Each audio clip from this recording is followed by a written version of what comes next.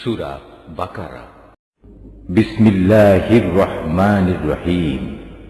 রহমান রহিম আল্লাহ তাআলার নামে শুরু করছি।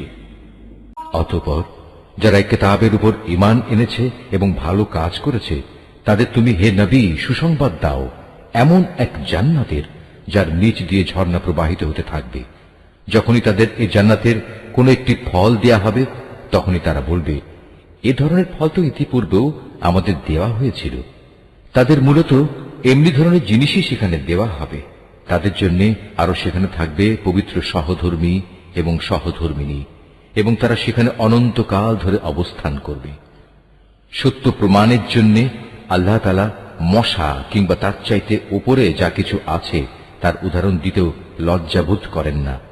যারা আল্লাহর বাণীতে বিশ্বাস স্থাপন করে তারা জানে এ সত্য আল্লাহর কাছ থেকেই এসেছে। আর যারা আগেই সত্য অস্বীকার করেছে তারা একে না মানার অজুহাত দিতে গিয়ে বলে, আল্লাহ তাআলা এ উদাহরণ দ্বারা কি বোঝাতে চান?